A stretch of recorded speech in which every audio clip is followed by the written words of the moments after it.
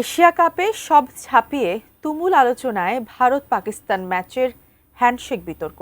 এই বিতর্ক শেষ না হতেই শুরু হয়েছে নতুন বিতর্ক। পাকিস্তানের একটি টিভি চ্যানেলে ভারতীয় অধিনায়ক সূর্যকুমার যাদবের নাম ব্যঙ্গ করেছেন দেশটির সাবেক তারকা ক্রিকেটার মোহাম্মদ ইউসুফ। প্রশ্ন হচ্ছে, কেন তিনি ভারতীয় অধিনায়কের নাম ব্যঙ্গ করলেন? বদিউজ্জামান মিলনের তথ্যে বিস্তারিত ডেস্ক রিপোর্টে। এশিয়া কাপে গত 14 সেপ্টেম্বর মুখোমুখি হয় চিরপ্রতিদ্বন্দ্বী ভারত ও পাকিস্তান। এক পেশে লড়াইয়ে ভারত জেতে 7 উইকেটে। ম্যাচ শেষে ভারতীয়রা হাত মেলায়নি পাকিস্তানি খেলোয়াড়দের সঙ্গে। এতে ক্ষুব্ধ হয়েছে পাকিস্তানিরা। সাবেক ক্রিকেটাররা গণমাধ্যমে ক্ষোভ ঝাড়ছেন। এরই ধারাবাহিকতায় মোহাম্মদ ইউসুফ এক টিভি শোয়ে সূর্যকুমার যাদবকে নিয়ে অবমাননাকর মন্তব্য করেন। এমনকি অনুষ্ঠানের উপস্থাপক বারবার তাকে সতর্ক করলেও তিনি থামেননি। আলোচনার শুরুতে ইউসুফ জানান, ভারত তাদের মায়ার দুর্গ থেকে বেরিয়ে আসতে পারে না। তাদের অধিনায়ক সূর্যকুমার যাদব। তখন উপস্থাপক তাকে থামিয়ে দিয়ে বলেন, ওটা সূর্যকুমার যাদব।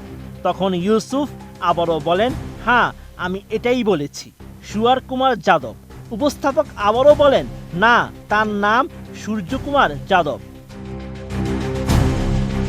আরএফএল অডিটর, বাঁকা হয় না, ফাঁকা হয় না, আর ভাঙা এক কথায় অসম্ভব। ইউসুফ এবার বলেন, ঠিক আছে, সে সূর্যকুমার যাদব। ম্যাচ জেতার জন্য ভারতের লজ্জিত হওয়া উচিত। আম্পায়ারদের নিয়ে দল তৈরি এবং ম্যাচ রেফারিকে তাদের ইচ্ছায় কাজ করতে বাধ্য করে ওরা। সবকিছুরই একটা সীমা রয়েছে।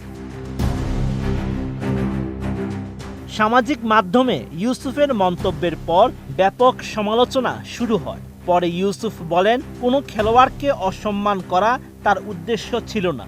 কিন্তু ভারতের সাবেক পেসার ইরফান পাঠান যখন বলেছিল যে শহীদ আফ্রিদি কুকুরের মতো ঘেউ ঘেউ করে, তখন কেন ভারতের জনগণ এবং মিডিয়া ইরফানের প্রশংসা করেছিল?